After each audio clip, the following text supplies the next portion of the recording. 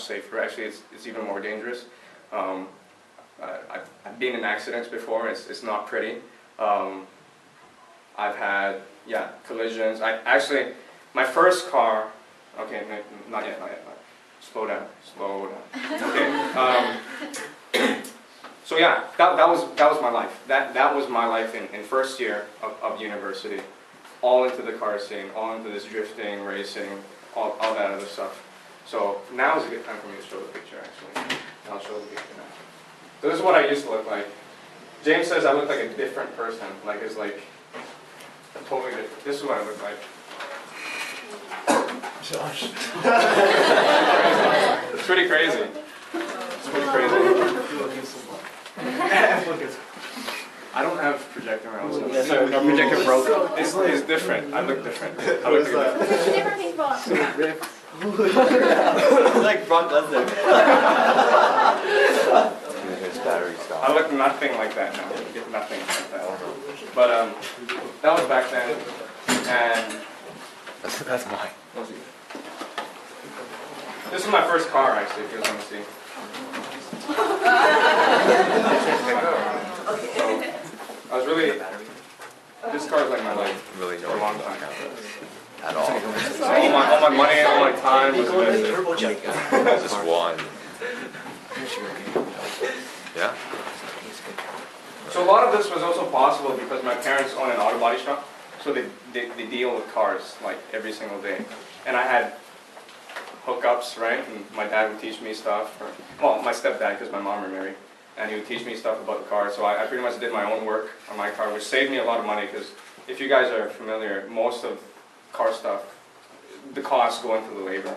The parts are usually not that expensive. If you guys didn't know, now you know. Do your oil changes by yourself. It's just so much cheaper. The work is so minimal. But we're not talking about that, so I'm not talking about that.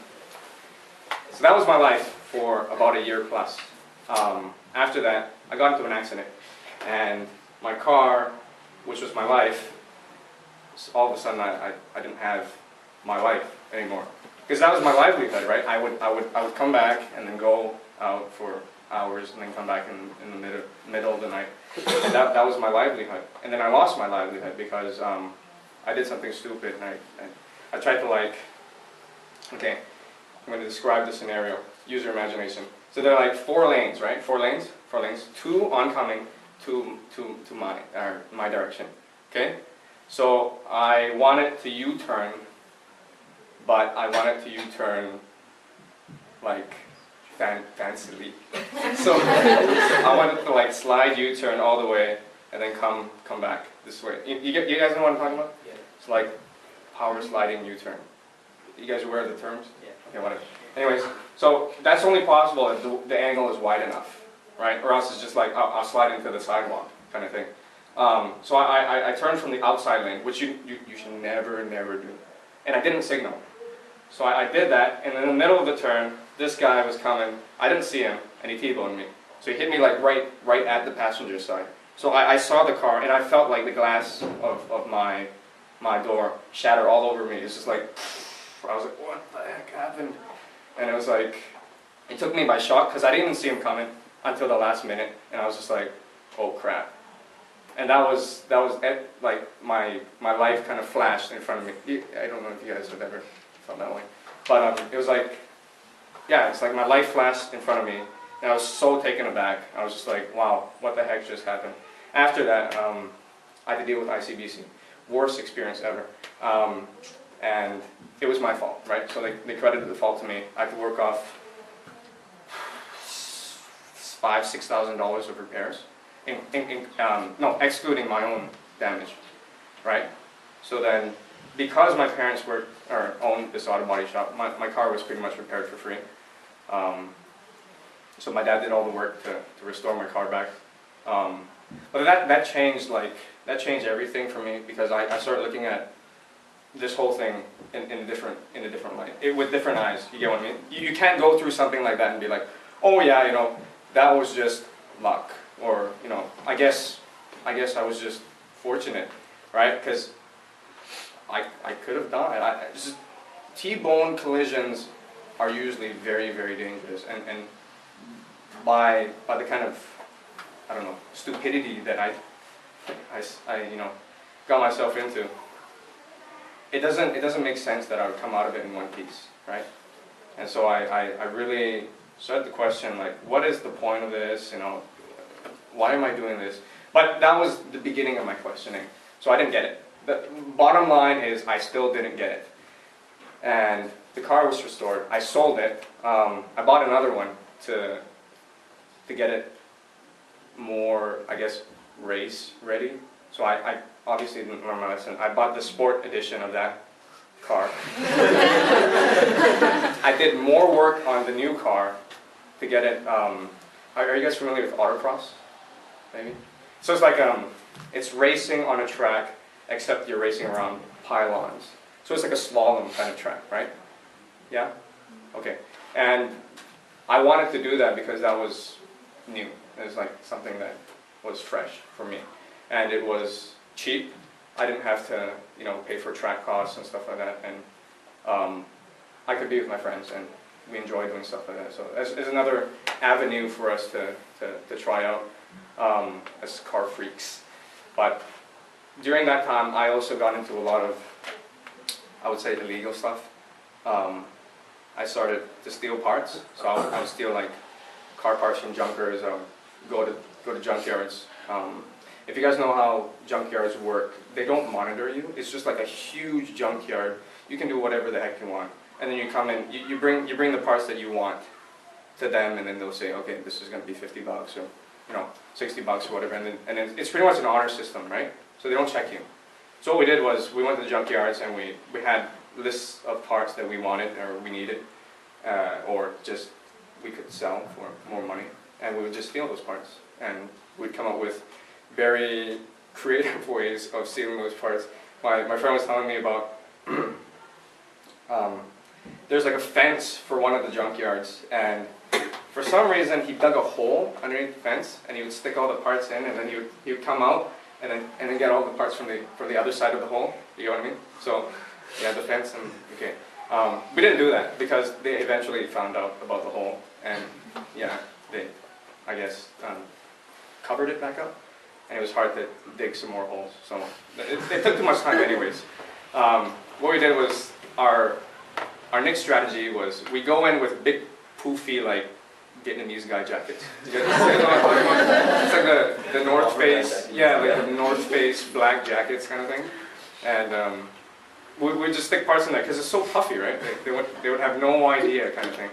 So we stuck like so many weird objects, jackets, and we'd just walk out with like all this stuff, clink, clink, clink.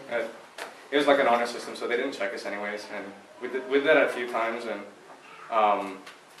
yeah, that was what we did, and we also did some restoration on the side, so we would work on people's cars for money, and that was our life again. It's just I never learned my lesson, right? It's so stupid, and I would work at his place because I didn't have a garage that was accessible, and I didn't have parts, even though my parents did own an auto body shop. I didn't want them to know. You get what I mean? It's like, where are you getting all your parts? Like, seriously, where are you getting all the money to fund your project or whatever it is?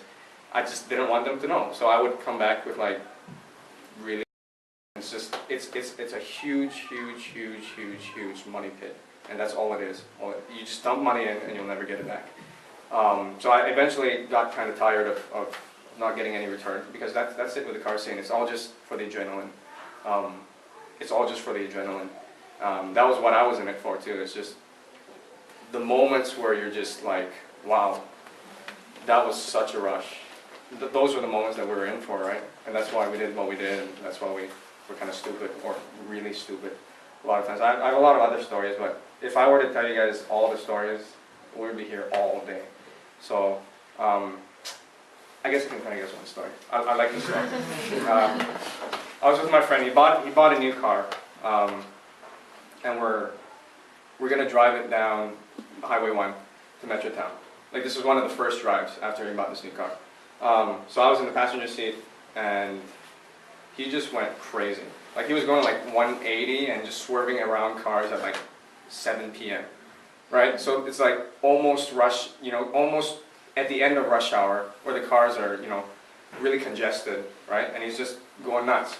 And then we get off the exit at Wellington. You guys know? Yeah? We get off the exit at Wellington. You know how you go up BCIT on the way to Metrotown? We're going up BCIT, and all of a sudden we see lights, police lights in the background, right? And we're just like, oh, it's probably not for us. But then all these cars start pulling over, and the police car just keeps going. So eventually it gets to us, and we're just like, oh, maybe it is for us. So we pull over, and it is for us. He stops behind us, and he comes out, and he's like, don't quote me on this, but he was something on the lines of, do you know how fast you're going on the highway? So, something on the lines of that. My friend was just like, what the? 100? And he's like, actually, we're following you on the police helicopter. We're just like, okay. So what happens now? So he goes back with his license and registration. He comes back with like a $500 ticket. It's crazy. So excessive speeding. There's no like anything other than excessive speeding. So excessive speeding is like the most you can get for speeding excessively, which is 30 over, right? So anything over 30 is excessive speeding. And we got the $500 ticket, and we're just like, that was crazy. So we were followed by police helicopters. That's cool. that's worth it. So he goes home and he's like telling all his friends, you know, he's like, oh, we got chased by police helicopters and stuff like that. And we were stupid. We were just dumb. And we're thinking of ways to, because he had his N at the time, so for sure his license would be, I don't know, maybe revoked, maybe. But at least he would be suspended. He would be at least suspended. So he had a chance of getting his license revoked. But it's just like, it never occurred to us that we're doing the wrong thing, or that we're doing dumb things. We're just like, always trying to think about what are ways in which we can, you know, continue to sustain this addiction that we had, or this hobby that we wanted to just keep up. And then after that, so, okay, back to the story. I started getting bored. I started getting, just not enough money to fund everything. So I stopped that. I started selling some parts. I sold a lot of my brand new parts that I didn't even install yet. So I got out of the scene. I stopped doing like the night things, the nocturnal runs, or just living that lifestyle. And it got worse because then I started getting into gaming, right? Which is like, it's like the lowest of the low. No, but I started getting into gaming, and it's like a deeper pitfall. I don't even know why, but when I started gaming, it's just like, oh, this is just something I do for like an hour a day. And then it was like, oh man, I gotta get level 99, guys. So I play like some massive multiplayer games. You guys ever heard of Lineage 2? And that was like, yeah, I was like, yeah, I'm so epic at this game. But I really wanted to get Hero, which was like my thing. I played that game for like 3 years. Yeah, it was just like a continual kind of, I need more, I should do this. Long story short, I got bored of that again, right? That's when I started to catch on, right?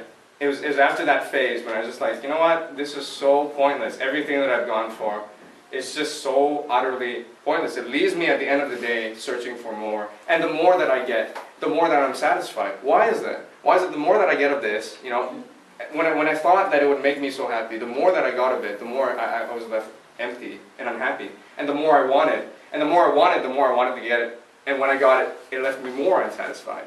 Right? So it's this cycle of like, I need this, I got it. I need more, I got it. I need more than that, I got. It's just a continual, never-ending cycle of addiction for me. And at that point, for me personally, I felt like, I don't know, life was very dull to me. Because to me, it's like, I did what I wanted to do, but at the end of the day, I was still unhappy. It was still very pointless to me, right? So I had this continual searching, like,